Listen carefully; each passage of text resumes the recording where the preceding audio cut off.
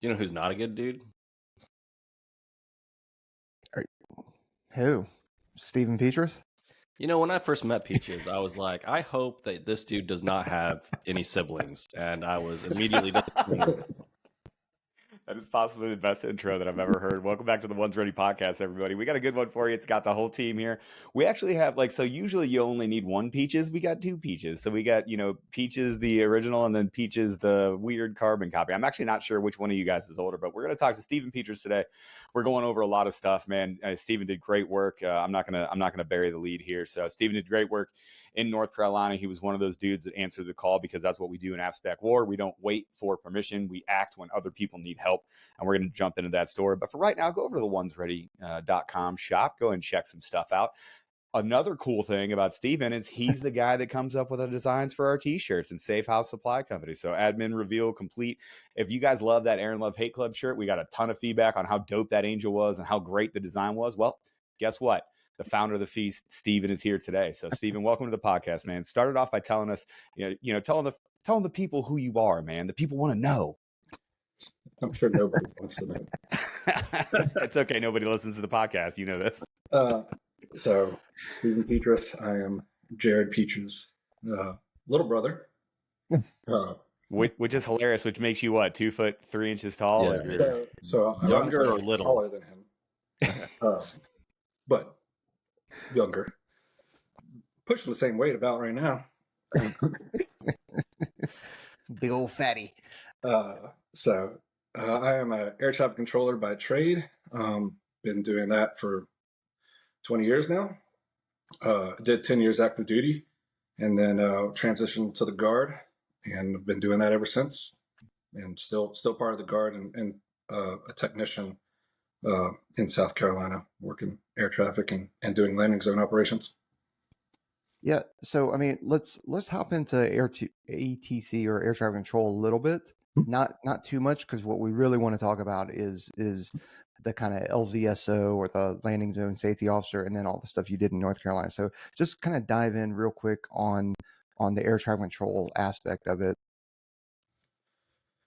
And if you want me to cage you, we can talk about pipeline and what being an air traffic controller. We can talk about all of it. I was an instructor for 2 years and taught mostly combats when it was still at Keesler. So I understand that realm on the training side, but air traffic, it's compared to what combat control is used to. It is a lot more regulations, and you're governed by .65, which I'm sure any of the combat controllers already know that. But we deal with that on a daily basis, and it's a lot more structured, a lot more regulations that you have to deal with for the air traffic side of it. For sure. And then there's essentially three different positions you can have in the tower. Ping that stuff, ping the radar stuff, and then we'll kind of move on. Nobody wants to hear about air traffic. No, I'm just kidding. So going through tech school, I'm not sure what the combats do now, but the traditional air traffic, you go through both radar and tower training. And then out of tech school, you're going to go to either a tower or a radar and then do that. So it's one of those weird career fields where you could be a radar only controller or be a tower only controller. The other thing too is if you get tower one place, you could be radar the next. It just kind of depends on what the need of the Air Force is.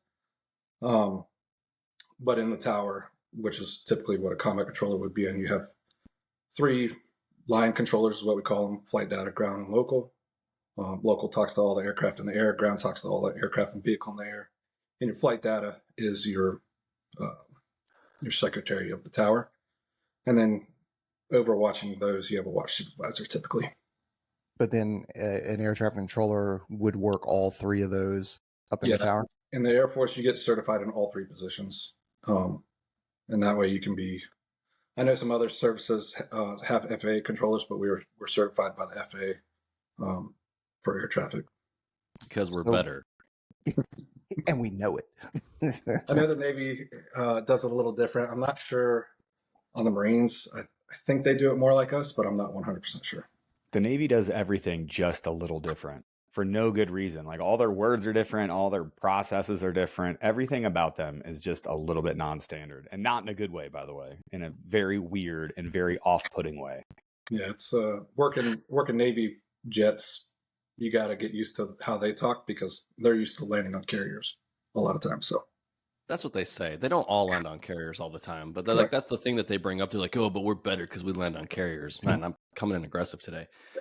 Steven, going back, like what I do want to know, like Jared want to jump straight to ATC, and I know that you guys want to talk nerd about ATC and all that stuff, and I'm curious about your experiences as an instructor. But why did you join the Air Force in the first place? Like we just skipped all of it, like you're the brother and you make clothes, and but like this is the One's Ready podcast. If it would be weird if I wasn't like, hey man, like what compelled you to walk in the recruiter's office and make that wonderful decision that you made? Honestly, I joined the military because of Jared. It was more along following the lines of him. Wow. But Jared, we also know, how do you feel about that, Jared? Like, do you feel like any sort of responsibility, or do you feel like you made the Air Force a worse place? Like when you're coming up on your retirement now, like, do you have any regrets specifically about letting Steven get in and follow your footsteps? Or how do you, we'll talk to Jared later. Sorry. I just had to interrupt the guest. I'm contractually obligated on the show to maintain a standard. Continue, Steven, with your bullshit story that I don't respect. No, I mean, I know he's talked about it before, but I mean, our grandfather was in the Navy, and that had a big influence, which was, neither our mother or father were in the military, so we had a big influence from that, and our cousin Garrett, who was in the Marines, and an uncle that were in the Marines. So even though we didn't come from our mother and father being military, our grandfather and some of our other family had a big influence on us going in. What was it that Jared told you, like specifically? Like, did you talk on the phone after he was in? Like, what were the stories that he told you that you like? Because I imagine him going through like NDOC and the different things. Like, did he call back and just fill your head full of nonsense? Because it was miserable. Did he call back and be like, "Man, this is awesome, bro"? You gotta join. Did he essentially lie? Did he just straight up lie to you? No, so Jared could have been a recruiter. I wanted to go back to like not getting back into childhood shit, but so I won't say we had a rough childhood like between me and him, but I probably pestered the shit out of him, annoyed him a lot. That's a good little brother. And that went on for quite a while. And then really the last year of his high school, we started hanging out more and doing a lot of things together, or he would allow me to ride with him or, hang out with him. Can I ask what's the age difference? We said that you were younger. What's the age difference? Like how many, is it 1 year? 4 year. Oh, 4 years. Okay. I thought you guys, my second brother is an Irish twin. So we're like 13 months apart because that's all you do in Northeast Ohio. So 4 years younger brother. So he's a senior in high school and you're a junior. So you are a freshman. So you have like 3 years of time to kind of catch up as he's, graduating senior year and getting into his pipeline and stuff. And then you're growing up through high school. That age gap is kind of tough too. 4 years is a big age gap for brothers. 4 years. Now it doesn't matter. You know what I mean? 45 and 41. That's not an age gap that anybody cares about. But I'll tell you what, 18 and 14, like you guys are doing remarkably different stuff. Okay. So I just wanted to figure that out. Go. So we started hanging out more, and it was one of those things like, I just looked up to him, and whether he likes it or not, like, he was I'm looking off this fucking podcast. I know. Just make sure you're on the second somebody floor. that I looked up to and that I wanted to be like, even though he was still starting his career off and stuff, but I wanted to kind of follow in those footsteps and do the same things because I saw what he was doing, and I respected it, and I wanted to kind of follow. Jared, it's okay. My brother that's 4 years older than me, he was in basic training or in tech school when I was in basic training. I've also followed him into the Air Force. This is fairly normal. It doesn't mean that, and it doesn't mean that I respect my older brother, just like I'm sure Steven doesn't actually respect you. This is just how brothers work. It has nothing to do with how good of a person you are, because we all know that that's not true. Steven, once you got into the Air Force, what was it like? And once you fell into ATC, I know that school, like there are plenty of like Air Force tech schools that have like no attrition, statistically really like nothing to speak of, but air traffic control is not one of those schools. How'd you get through that? So going through air traffic school as a student and then also as an instructor later on in my career, it was, which I might get a lot of heat from the community, but like, it's just memorization. Like, in all honesty, like, and it's one of those things, like, the school is not there to wash people out. It is there to determine whether you have the capability to learn air traffic.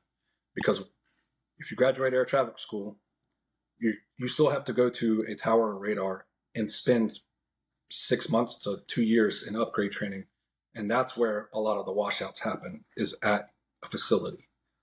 So school is not, it is, the hard part about it is a fire hose of information of stuff that you have not heard before. And a lot of it is all like regulation and law driven by lawyers. So you're reading lawyer jargon on how to talk to aircraft based on all the shit that's already happened. So that's usually the hard part, is the knowledge blast. Yeah, and ATC, like, again, I have a very minimal knowledge of ATC, but somebody once described it to me. They were like, it's like working in any other regulatory agency where every single thing that you have is written in blood. Like, everything that you have to say and everything that you have to do, it came from an accident report somewhere, and that's how they got that process. And of course, it becomes onerous. So when the lawyers get involved and they start saying, you have to say this, you have to say this, and then that becomes regulatory, it can get pretty tough. And I imagine that washes like a whole lot of people out. When you transition, I'm going to jump ahead a little bit, but don't worry, everybody, I'm going to Tarantino it. So I always love hearing about how people really step their game up, or how the view of a certain aspect changed when they went from a student to an instructor, right? Like, I always love watching instructors come to our schoolhouse, because they were like, holy crap, I thought that I understood like tactics. I didn't really understand tactics until I had to guide a student through the tactical piece of it, because it made me such a better instructor, such a better team leader. How much more understanding, like, as you were going through the schoolhouse, I'm sure you were just like, man, this legal jargon is really killing me. This is a, death by, fire hose. And, I'm just trying to get like to the next evaluation, As you came back as an instructor, how did that change your perception of the entire discipline of air traffic control, the entire, AFSC of air traffic control? It changed. So I didn't take it as, I probably took a little bit different approach, just based off some of the things that I've seen in all the environments been in, is more like, hey, I need you to be able to handle stress rather than knowledge. Like, we can get you knowledge stuff like that. That stuff's important. I'm not saying it's not, but I wanted them to be able to handle stress and try to develop, as hard as it is, situational awareness and common sense. So instead of just going, yeah, these are the set of phraseology that we're going to do, just get it done. There's times for that, but it was more like, hey, how do I get you to understand, like, why are you saying this? And what are you trying to get the aircraft to do, or the pilot to do? That's the more important part, is like, why you're doing it. And if you find a different way to do it, cool.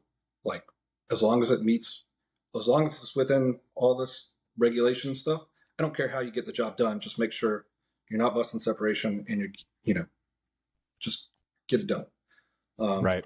So that was a lot of the younger kids, or the regular air traffic. And then when I started teaching the combats, it was a lot different. I took it a lot more personal, just because, I don't want some knucklehead out there with my brother, killing him. Right. But why that's important for people to hear. And that's another thing about the instructor. And, Trent and I have talked about, Peaches hasn't, Peaches patch JTAG-01. We know that he's the best thing since sliced bread, and even sliced bread is jealous of Peaches. But we say that thing as well too. There was a distinct moment in my instructional career where I was like, holy crap, like, these team members are going to go with people that I truly love, Yep. Brothers in the career field. And I took that to heart, and that made it all the more real for me. And, sometimes I displayed that, listen to me being very soft in the way that I describe this. Sometimes I displayed that passion incorrectly, and it would turn off a lot of students, and they didn't understand why I had the isms that I did, or why I approached things in such an aggressive manner. And I hope I'm doing this because I love you. Right. Yeah. If I didn't love you, I wouldn't beat you like this. I wouldn't hurt you like this if you didn't make me so mad. This is your fault. That's what we call victim shaming here on the podcast. And it was also one of those things. Like I held the combats to a higher standard. Like I know that they were getting their shit kicked in the morning, and all that kind of stuff. But I also I need you to do better, because this is. I also knew that this air traffic training for them was going to be one of the biggest blocks of air traffic that they'll get in their career. They might not, I know some might get the chance to go up into a tower and get a rating here and there, but I knew that if I could get them to understand at least basics of air traffic and the fundamentals of it, that they were better off going out onto the teams, because I know they weren't going to get much. They were going to transition more to LZSO and VFR stacking and all that kind of stuff. Sure. Yeah. And keep in mind, everybody, as we talk through this, because I want to make this clear. And I love how you said the community might be mad later. The community would be mad about $100 bill and fellatio. Okay. So don't worry about what the community thinks. They'd find a way to flame you because you found some willing chick and $100 bill. They'd be like, well, it was an old 100. It wasn't even one of the new ones. It was like the chick wasn't even, anyway, It is a thing that I've seen myself. You get these young controllers on the team and we go to these huge, I'm talking, Marines, Air Force, contract air, 40 aircraft and stuff. And then I look at my young controller and I'm like, hey man, you are going to, I don't need you to do any tactical stuff. You're not doing any JTAC stuff. You're not blowing things up. I need you to sit at this desk and I need you to tell me that you can sequence in 30 aircraft and come up with a parking plan and make sure all this stuff is happening. When was the last time you did it? And they'll be like, like Kiesler, you know what I mean? Like these skills, especially for what we're going to ask combat control to do. If you look at, the biggest combat control missions, of course, you come up with, Rob Gutierrez, and you come up with some of these other, Air Force Cross winners, and you come up with some of these Silver Stars, and man, they did great things. But some of the most complex missions they did is opening airfields in Haiti, opening airfields in Fukushima, controlling tons and tons of aircraft in and out of HKIA, doing all of these things that are really in the wheelhouse, but we forgot about that skill because we were so focused on being the attachment, providing those JTAC capabilities to a ground force commander. The whole air traffic control piece is, number one, the most complex. And then number two, it's a perishable skill. So when you kind of forget these things, you can pay a huge penalty. And to transition into what you just did, those skills for everybody that's like, oh, I want to be a controller and I want to drop bombs. Steven, did you drop any bombs in North Carolina when you responded to Hurricane Helene? Was there a single bomb that you dropped? Nope. Okay, so let's talk about Hurricane Helene, man. Everybody's seen, we've had John Howard on the podcast before. Shout out Duchess Rizzy. My favorite part about Rizzy is she is in the comment section absolutely flaming people on behalf of her husband. The funniest comment that I saw her say, somebody was like, oh yeah, John, he has to do this attention seeking stuff because he's got a small penis. And she was like, no, he don't. Mm-hmm. And I laughed. So shout out to Rizzy. She's fucking great. We've had her on the podcast too. Just walk us through, man. Everybody now is aware of the government's slow response to Hurricane Helene and the immediate response from American citizens and patriots. And you were one of those guys that went on the ground to go respond. So just walk us through how it is that when you heard the call or when the bat signal went up, essentially, talk us through your decision-making process from, hey, I think something's wrong, to I think I can probably help, to looking at friends and family and other folks and going, hey, I got to go. Yeah, that this process for a domestic op was unlike I've seen before. And not everyone is perfect. So just because this one seems to go bad doesn't mean that it actually was. But so the hurricane hit, and there are, I guess to kind of bring it back a little bit. So in the Guard, there used to be called air traffic control squadrons. Now they're called combat airfield operations squadrons. So there's 10 in the Guard and 1 in active duty in Georgia.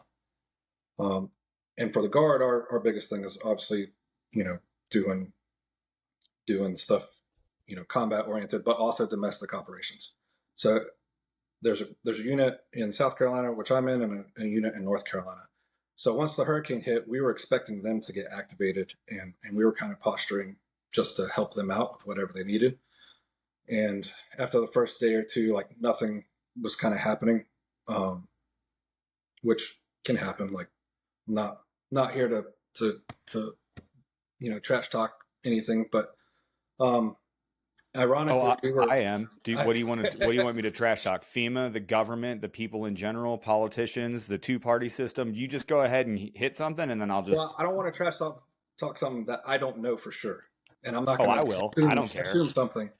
Oh, okay. I got it. Yeah. Regardless. Yeah, you'll get over that soon. So Peaches, I can't remember. I think it was Peaches. I don't know if it was on his story or if it was on One's Ready. There was a story reaching out for help for LZ stuff. And ironically, I had saw that just at the same time as one of the North Carolina LZ guys had saw it. So we started making contact, trying to see like what we could do, and tell them like, hey, this is what we specialize in this stuff. Like we're here to help. How can we get in? Like, so we started reaching out, making contacts, and we were actually going to go. It was going to be 5 of us, I think, originally, just on a leave status. We were going to go up there as civilians and go to these locations to provide support, because we did see that there were some controllers that were out there helping and doing stuff, and for us, like we specialize in that. So if we can go in and help facilitate that and allow other people to go out and do more high priority missions, like that's what we're here. We're a support. We're here to facilitate that. So we started making contact and started making plans, and then right at the last minute, like North Carolina got activated to go start helping, and then 2 of us from South Carolina got activated as well to go tag along or help them out. So that's kind of how that process went to get us into North Carolina. Okay. And like the capability that you brought was what? Was it just the LZSO kind of thing, which I do want to cover, like what that actually means and what kind of capabilities that is. Actually, dive into that real quick, and then we'll continue on with what you hit. You better say what LZSO is, because people are going to flame you in the comments, Peaches. Trent, that's why I was leaving it to Steven. Landing Zone Safety Officer. Landing Zone Safety Officer. Thanks very much. Or LZC for controllers. Right. And so what kind of capability does that bring? What does that enable you to do? So that allows us to go into basically any location that's, has an area suitable for bringing an aircraft. Not that we had to do it in North Carolina, but, we go into dirt strips or fields or whatever and test soil and load bearing to make sure that the soil is good, even though it's, nerdy jargon, like an aircraft can land once, but if the soil is aircraft can land once, done. And to have a C-17 land and get stuck is not good. So we do, pavement and soil evaluation to make sure, and then we set up, minimum requirements and approach ratios so that they can get in and out safely. And then once we've had the field established or a helicopter landing zone established, then we start controlling it. Right. So limited air traffic control services to remote airfields or airfields that are saturated or typically don't have a tower or something like that. And which you would think that wouldn't be required as often as it is. But I mean, so many of these things happen during humanitarian disasters and relief operations. Although we had CCT in Haiti and in Puerto Rico and stuff like that there were LZSOs, like even now there's LZSOs all over forward deployed locations because there's not enough CCT to go around to do some of those, especially in some of the locations that are a little lighter on the threat and a little lighter on the airflow. But so what do you know exactly? Well, of course you know exactly where were you in North Carolina? So I was at a couple different locations. We ended up going to, let's see, I think 4 different locations. Our first one, like we ended up getting into like the command center, RCC West, I believe was what it was called, where we got initially set up. But then from there, we ended up going to Rutherford to set up, to start doing LZ controlling and in preparation for a mobile tower to come in. And then once that came in, we ended up going to Banner Elk to relieve another LZ team. Some of the other ones went to Savage, which I believe was like in Asheville in one of the Harley Davidson dealerships. But there were a couple other different locations that we would hub and spoke to randomly just to see if they needed support. Man, I love seeing that Savage. So that Savage, the LZs that popped up, and I even put this on a social media app I won't name because I troll the shit out of it, and I just post things on there ironically, and then I see who actually likes my posts, and then I can hate those people. But seeing that Savage call sign pop up, like I use Savage during 2 of my deployments, like to see those historical call signs pop up, man, did it make my heart happy. Because for the people that knew, when you see an LZ named Savage, when you see an LZ named Iron Cross, when you see those words that pop up, or when you hear like, hey, this is Iron Cross controlling Savage LZ, holy shit, man. Call signs mean things. Call signs mean things. And I'll tell you what, that's part of our history. That's part of our legacy. And forever we will put the stamp on that area. And that made me, very few things make me really proud of the thing, very, very few things on my rah F spec war about, right? I try to maintain an even keel. I'm skeptical on things. And, I am not like, I don't have Lee Greenwood playing, I'm proud to be an American in the background 100% of my day. Maybe brother. you should. Yeah, maybe I should. Maybe it'd be good. But I'll tell you what, that was one of those things that made my, my Air Force special operations heart happy. It was seeing a Savage call sign, the Savage LZ name, and seeing the Iron Cross call sign out there. Man, that made me proud. Like that made me proud to see that we do not give a shit about your approval. We are going to go do because people need help. Man, that was awesome. And to be fair, like a lot of the LZs we went to were already established by civilian, either a CCT retired or on leave or some sort of fashion. I don't think we went into someplace that wasn't like already being worked. It was more like, hey, we're here more in an official capacity to support the operations and to allow, like I said, to allow those members to either go on to a new location or to facilitate other things. Yeah, and one more story from yesterday. Like I was at the military MCon event. Peaches and I went down to the military con. So imagine like Comic-Con, but for the military. It was a great event. Tons of vendors that's going on today. There was, grappling stuff. They're going to the tailgate to the Kansas City game today. But I was talking to somebody, and we were playing the, hey, how you doing? Who do you work with? Who do you work with? He dropped a PJ name that I knew, and he had just stayed at my house. What's up, Sean? I was like, oh, cool. Yeah, I know him. He goes, you know what? Let me tell you a story about North Carolina. I randomly hit Sean up just because I knew him from a different operation. And I said, hey, Sean, man, we got to get to North Carolina. I've got this other project. We need kind of help. Is there anybody in like the North Carolina, South Carolina thing, area that maybe your aspect war dudes could help out? Sean's like, yeah, no problem. Can I give your phone number out? Within 4 hours, he had 98 operators that had hit him up to get on a spreadsheet to be like, no, I'm here. Tell me what you need to do. Like American citizens, guys that were in their houses. By the way, guys that lost these aren't people that just traveled in from their house. These are people that lost their own land, their own property, their own animals, that had serious impacts to their own life. And they stopped what they were doing to go help. That was another thing that I was just like, man, when the community is good, the community is unmatched.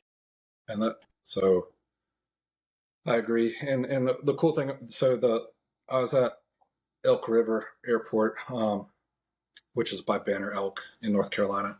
And who we were supporting was the Sentinel Foundation.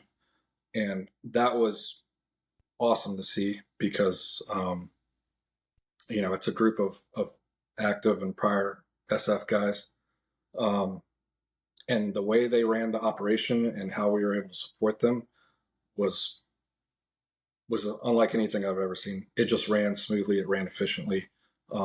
Egos were nowhere to be found. Like everybody had their own purpose and their own specialty, and nobody started bullshitting or like whose dick's bigger and all that stuff.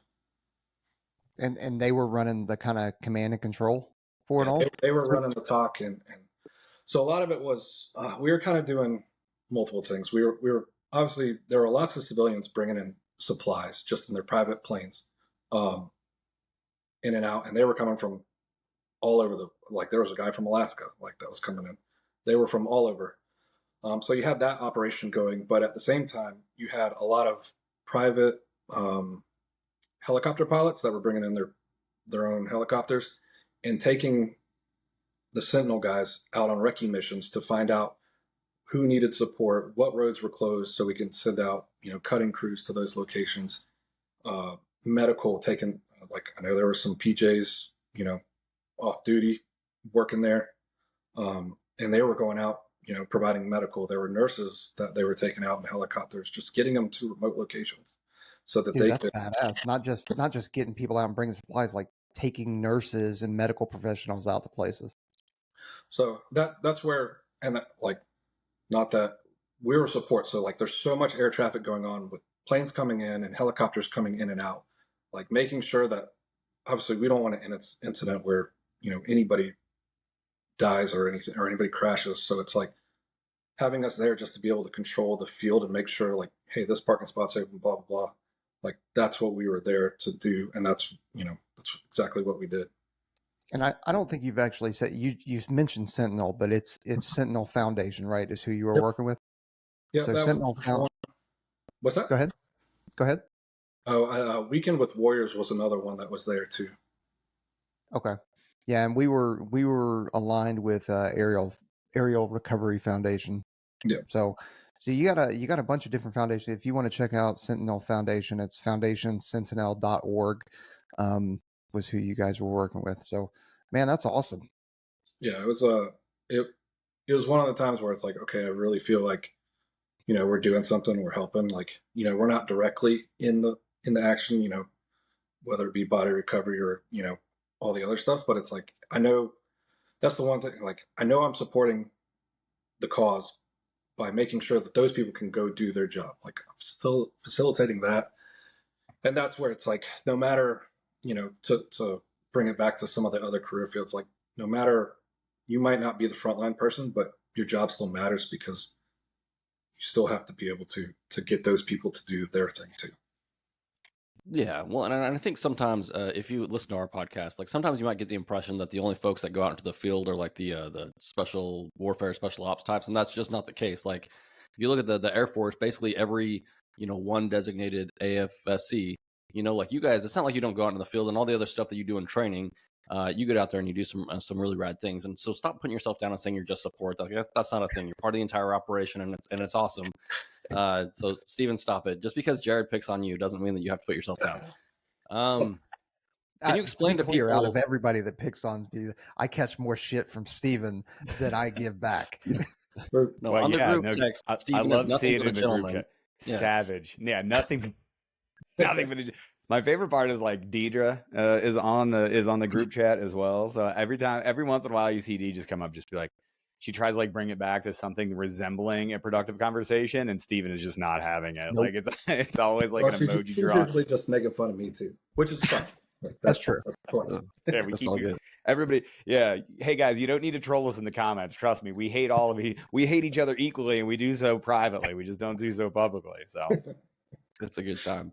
I do want to ask you though, for as a non-ATC guy, I can't imagine the amount of coordination it takes to bring in all of these people onto these airfields and LZs, and then to have people just flying in randomly from nowhere, and then they just check on. They're like, "Hey, man, I need a place to land." How does that go? All that coordination between all the different LZs and airfields, and then how do you keep track of all the birds coming in and out of the AO, and then what everybody's doing, and keep them from crashing into each other and running off runways and all that other crap?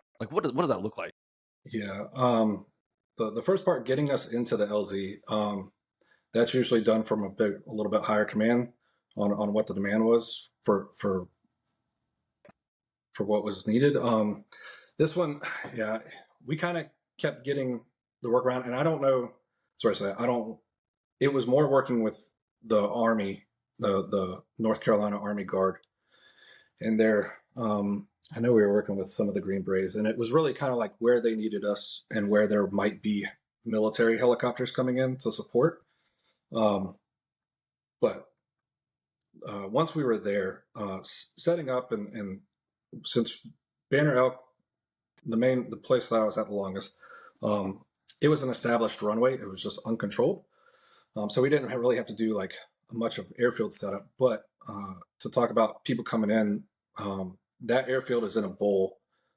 So we're really not, we might be able to hear with our radios that we have, we might be able to hear them, 20 miles out, but we're not able to transmit to them until they're about 5 miles. So once they start calling in, you're usually just writing down, who it is, their call sign, where they're at, try to get an altitude if you can. And then you just kind of wait till you can get contact with them or that they can actually hear you. And really it's just a mental game of, okay, this is where this guy's at. He's over here. I've got this guy coming in from over here. And how do I get them moved around to get them onto the field safely? And that could be multiple guys, you start VFR stacking if you have to, or just holding, 5 miles to the west, 5 miles to the east, bringing in one guy, departing guys, because that's the other thing that we have to deconflict is guys leaving, not just coming in. So it really is just a mental game of keeping track of where everybody's at, what they're doing, and what your plan is to bring them in or get somebody out. Like you might be bring 2 in, get 1 out, then bring 3 in, then get 2 out. Like it's just kind of however is what makes sense at the time and to do it safely. So to be a good air traffic controller, you have to be able to plan, but it's a rolling plan that's changing all the time and constantly updating, and also picturing everything in 3 dimensions, where everybody is at, and then keeping all these people from getting frustrated and doing something stupid. That's it. Yeah, it's that simple. Wow, great. Well, time to close, everybody. We figured out how to do ATC.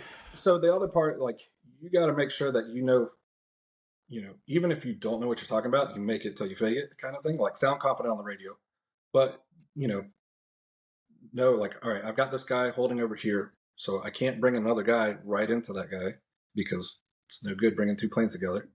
So you really have to be mentally aware, and whether that be writing it down, like there's no shame in, some people pride on it, like I never write anything down, I just remember it. Like write it down, like this guy is holding 3 miles to the east. That way you can keep track of it. We did have occasionally we'd have enough connectivity to use an ATAC and ADSB to try to track some of the aircraft, but for the most part, it's just remembering and seeing that 3D picture to bring everybody in.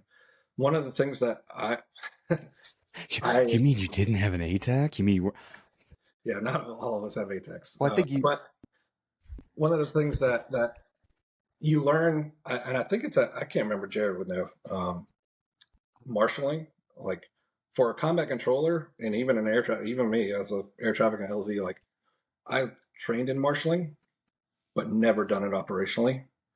And this was the first time I marshaled operationally because it was a necessity. And I was like, holy shit, I need to practice this. To clarify, marshaling's not hard, right? No. But when you start talking about squeezing in airplanes into very tight spaces, that if a wing hits another plane, like it's not great. So like, yeah, marshaling single airplane, maybe 2 airplanes, not a big deal. You start trying to parallel park those bad boys in, it becomes an issue. You know what's funny is like every time there was some weird, I don't think it's a regulation anymore, but there was like some weird air crew regulation that lived in pararescue, formality. Every time that you PCS, part of your in processing is you had to take a marshaling exam. And every single time, like I made fun of it, like every single PCS, I'm like, do I got to take, and they had like these weird, like these stupid drawings, like a guy with his arm down here and then like, what does this mean? What does this mean? And you're like, I don't know. Like, what does this mean? I'm like, I don't know. It's a celebration that guys do for a touchdown. They're like, no, it's to put the helicopter down. I'm like, what? Just whatever. I don't care. But apparently you could have helped out, if you'd have taken the marshaling exam, I suppose. It was one of those, like, we I think we had 4 or 5 at most on the ramp at once. And it, at least to me, like like marshaling a C-130, like usually I'm not marshaling like 2 or 3 C-130s. So it's usually just one and they can do it themselves, or their crew, somebody hops out of the bird and does it themselves. But doing civilians, I'm like, I really don't want to mess up this dude's plane. so I should probably do this right. all these great Americans. Is it kind of like on the radio though, where you always hear, "Hey man, if you get stuck, just go to plain language." You know what I mean? At a certain point, are you just like, "Hey man, look at me, like I need you over there." And that's even more so in the LZSO realm, just because you're not doing air traffic, you're doing advisory services. So even though it's somewhat like air traffic, you're trying to get the job done, and however you gotta convey that to the pilot, like this is what I actually need you to do, without using like standard .65, legal phraseology, like whatever it takes for them to understand, like, hey, I'm going to hold you 5 miles to the east for about 2 minutes while I get this guy out. Like, okay, like, yeah, there's plenty of other things that aren't. Most air traffic would be like, ew, that's pretty bad phraseology. I'm like, it gets it done. Yeah. I can't remember asking for your opinion, random guy, but thanks for giving it to me. Hey man, that phraseology is not Well, quite your perfect. phraseology is a little bit light. Ugh. Shut up, Nerds. But I mean, that's one of those things. Like you're trying to get the mission done. Like there were some times where we had some Chinooks in there that were doing some. I was doing some pretty unstandard stuff in the realm of air traffic, but it was conveying to the pilots like, hey, this is what's happening. If you're good with it, this pilot's good with it. So if we're all on the same page, like let's make it happen. And that's what we did. Like, the safety kind of, I don't want to say goes out the window, but you start to take a little more risk to get the mission done. There you go. And that's what I was going to ask, is you're willing to accept more risk. And this is where people get it completely screwed up. And, to some level, Air Force officers and the officers that I've worked for, we are here to accept risk. We are here to accept and mitigate risk. It doesn't mean that we avoid all risk. You avoid unnecessary risk. And if you're talking to two pilots, you're like, listen, here's what you're getting into. With clear eyes, can you accept the risk of this? Yes or no? If they say yes, then it's time to do it. That's what we're there for. We're there to communicate the risk, to make sure that we can mitigate it to the best of our possible ability. And then we want to get the effects. We want to get that aircraft on the ground, or get that aircraft deconflicted, or get the help to where it needs to go. What were your day-to-day operations like? Were you guys running 24-hour operations? Were you guys, were there windows? Were you open and closed?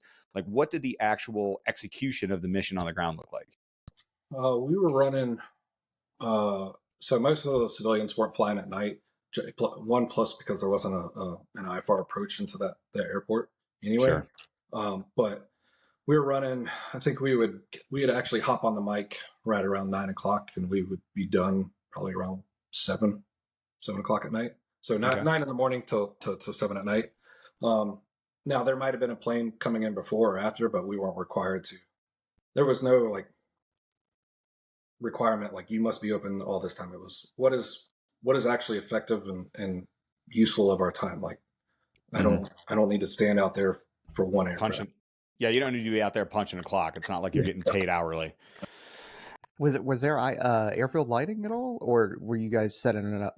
Nope, we didn't use airfield lighting. Since we didn't do nighttime ops, we didn't use any phantoms or IRs or regular. I know. I'm trying to think back. Like I guess a month ago, 7 o'clock at night it was still light enough. Pinky time. Yeah, you have a little bit.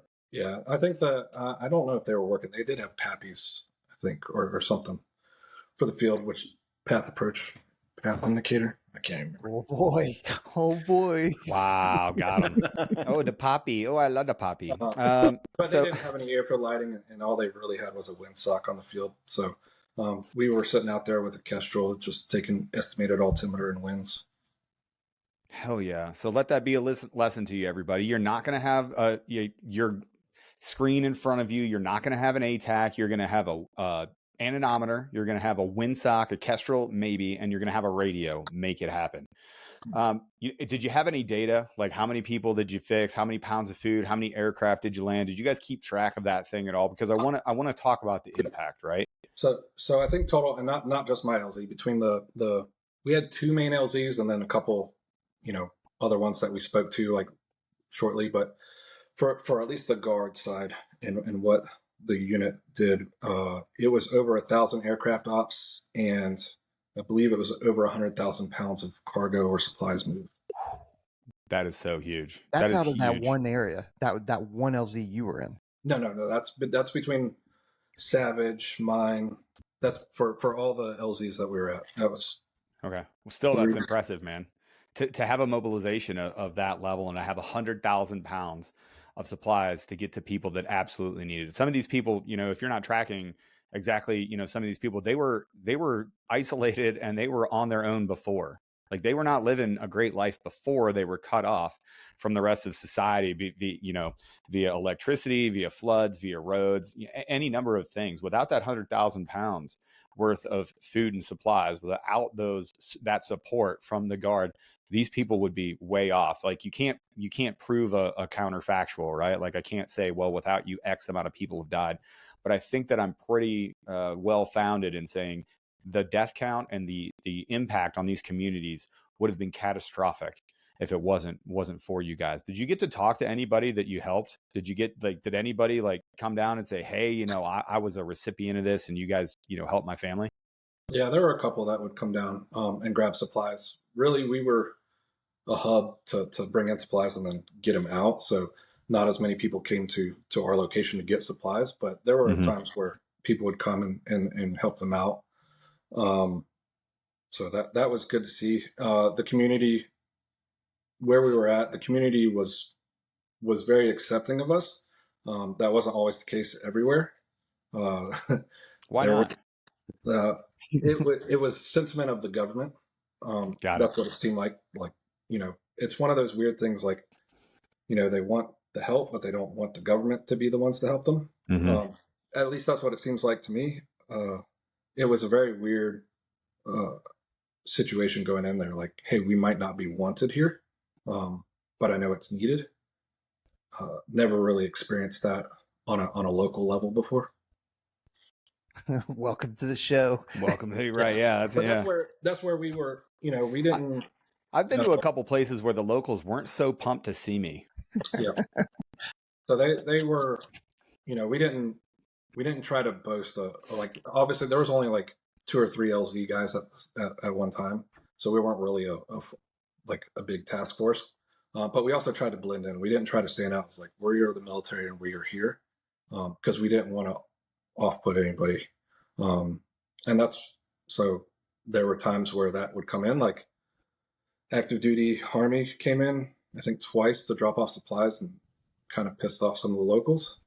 Or at least that's what we were told. So it was definitely weird.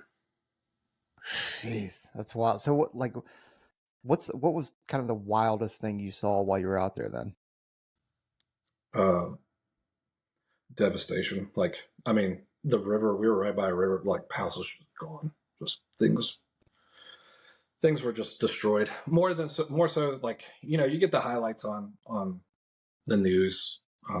But more of it was just anything near a river, it was just demolished.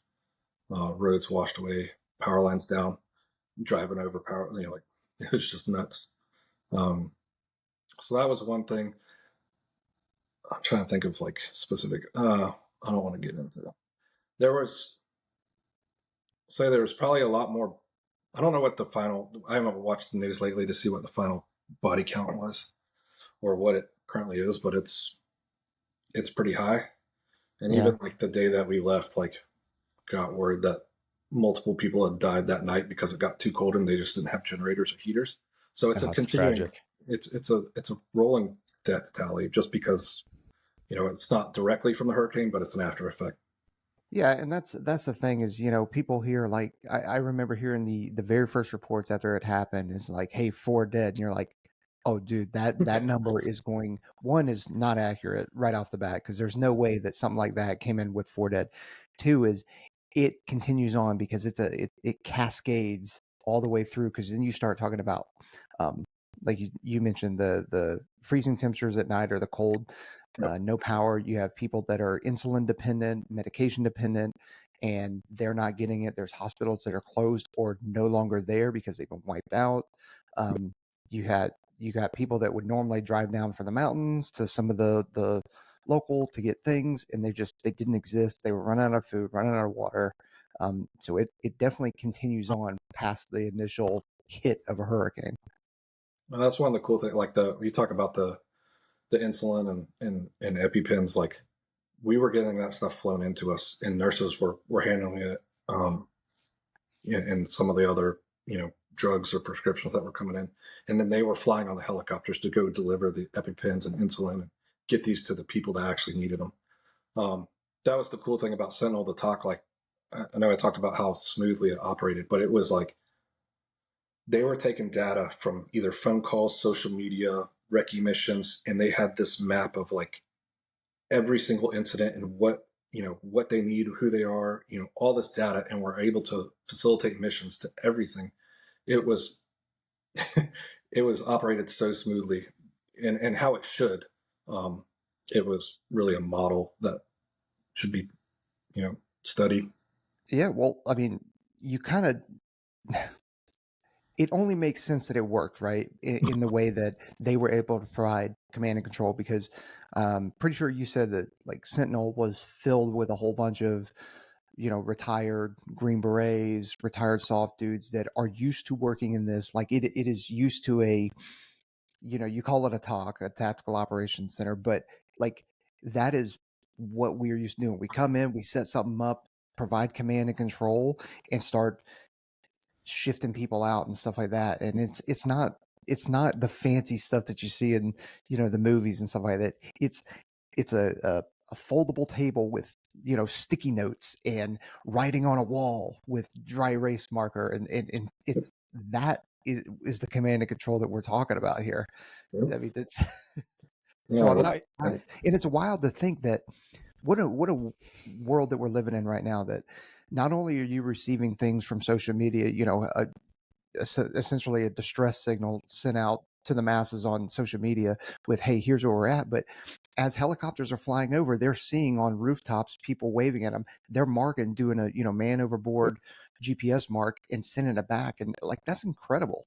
Yeah. I talked to a Green Beret yesterday, that looked 20-year Green Beret dude, awesome guy that I just met. And he was like, yeah, man, we some of my friends went out to North Carolina, and some of the feedback that we got was like, some guys didn't show up because they didn't want to sleep in the field. He's like, people like us. I was like, finally, I get to sleep in the field again. I was with a tent. I was eating Mountain House. He's like, I was chilling, man. I finally felt like I was doing something again. We were joking by a fire at night. He was like, it was freaking great. Like, that was the overarching like feedback the guys got, is like, people think that they were like, we were back in the suck again, and nothing made me happier. Isn't that a wild thing? And I'll tell you what, I immediately connected with that. I was like, dude, how fun would that be? You're literally getting people life-saving aid during the day, and then at night you're just filthy. You feel like you're not even like a human being. You're just like covered in mud, but you're joking with your friends, making fun of them, eating crappy food by a fire. That is the military experience in a nutshell, bro. Like, just bitching at night, making fun of your friends, eating food that is terrible, and just laughing at your own misery. That's what it is, man. That encapsulates what it is to be in the military. It's great. It's great to see. We had planned for that. Like we knew that going into it, that there might not, there's obviously not a hotel for us to stay in. So we packed tents, and we planned to sleep in individual tents as needed, which we had to do for a couple nights here and there. But in Banner Elk, it's a very wealthy area, and most of them are, I think, summer houses or rental vacation homes. But Weekend with Warriors, they were the ones that facilitated. They reached out to a lot of the people that own houses up on top of the mountains that weren't affected, and were able to work to get most of us houses to stay in, or a room or just something covered, whether it be the couch or whatever, so that we wouldn't have to be in the elements if we didn't have to be. So that was pretty awesome coming from the community. But there is still, like, we still had people sleeping in the hangars at the airfield, just for security purposes, just because we have medicines and supplies that we just didn't want people coming in and stealing. Yeah, people. Hey, so I love everything about this. Sorry, like, people are the best and worst thing, and you'll understand when I ask the question. So, like, you were going to go regardless of your status in the Guard, right? You were planning on going anyway because you have these like skill sets, and they needed you. But for everybody else in the country, right? And I'm pretty sure a lot of people looked at this situation and they saw people flying in with helicopters and planes. We got air traffic controllers. We got former soft guys on the ground doing all these different things. But as like a normal person, from your perspective, like what is the best thing they can do if they want to help, but they're like, hey man, I'm not air traffic control, I'm not, I'm not a military dude, I'm not LE or paramedic or nurse. Like what would you recommend for those people that want to be involved and want to help out with not just Helene, but all of these types of things going forward in the future? It's one of those, just see what needs, like, even if you don't feel like you have a skill set,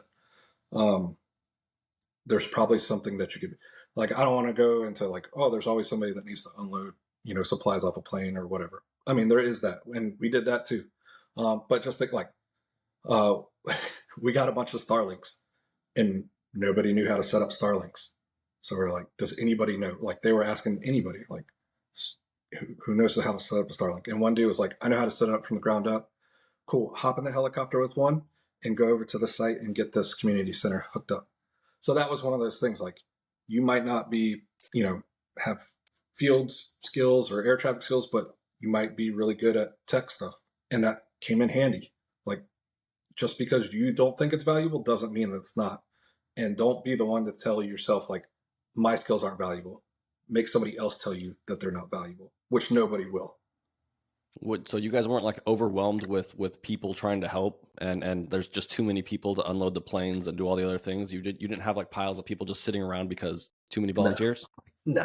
I mean, there's plenty of sitting around just because there's lulls in air traffic. But when that happens, we go over to the thing, like, what do you guys need help with? You guys need help sorting some stuff? We're here. Like, there's never an amount of help, And when there was too many people, like, hey, we need to go cut some trees off this road. Load up, do you know how to use a chainsaw? Yeah. If not, I'll figure it out. Load up and go. Like, you're employed if you want to be employed. Yeah. So you never encountered any of the like, well, dude, that ain't my job. I don't do that. No. Imagine, oh my God. Like, there are very few times where I would just like probably like open hand slap somebody when we're trying to do something. But if I ever was like, hey man, we got to get this road open, bro. Like, we got to get these supplies. If somebody was like, oh, well, it's like, I mean, we have other guys running chainsaw. I'd be like, hey, just come here for a second. I just need to talk. We never ran into somebody that wasn't willing to help or do whatever was needed. Like, that was great seeing that. Yeah. Didn't exist. How many people do you guys have up there? Like, total that were on the site, like daily, we're probably about 100 people. That's actually crazy. More than I thought. So yeah, that's crazy. That's good. I mean, when we had multiple teams there, like we were staging out, we probably had, I think, 5 LZSOs there at one time. But me and one of the other people from South Carolina were the main LZ people there for multiple days. So we had some nice. We had some CCT. We had a CCT from the 2-1 come in, one from the 2-6 just come in on leave status, try to help out. Sure, like like if that allows me to go get some food, cool. Yeah, man, that's awesome. So Stephen, usually we close with advice, right? But we're not really doing kind of the standard podcast here. We just wanted to hear your story from somebody on the ground. Number one, to highlight what you did. Like, you and your fellows don't get everybody, those 100 people on the ground from the Guard mobilizing to go help these people out. Like, it's obviously getting a lot of visibility, but the individuals themselves aren't getting. We're getting distracted by things like people that are upset with FEMA, or people that try to politicize the issue. Like, maybe they do a photo op with a C-17 that may or may not have left the base, or whatever it had ended up being. Listen, that's not the point of this, right? So we're not going to ask for advice, but I would like to ask, like, from the ground perspective, what were your real takeaways? Like, as a guy that was there, as a guy that flowed aircraft in and out, more than 100,000 pounds, continuous airfield operations over a number of days and weeks, interacting with a whole bunch of government agencies, instead of advice for the folks that are listening out there, what's some things that you would like the people to know from the ground? Like, what did you come away when you came home and you had a chance to take a shower and feel like a human again and get yourself a hot meal and kind of decompress? Like, what feelings or what lessons were you left with? One, I was proud that I was actually able to do something. Like, I felt accomplished. Like, nice. I've contributed.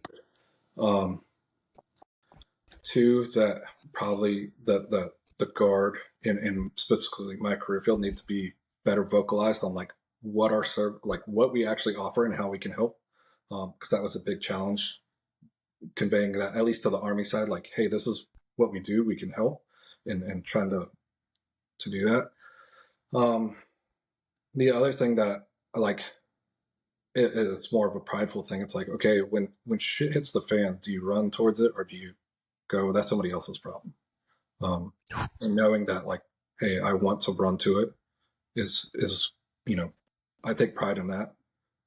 That it might be a shitty situation, it might, but we're going to do it either way. Man, killed it. We need more Americans like you, Steve, and we need more people like you that are in the guard response here. For whatever you've heard on the internet, whatever you've seen on social media, listen, there were people that want to run towards gunfire. There are people that want to run towards, these natural disasters. Mr. Rogers said it best, and all of these things, when you see all the noise and all the terrible things in the world, look for the helpers.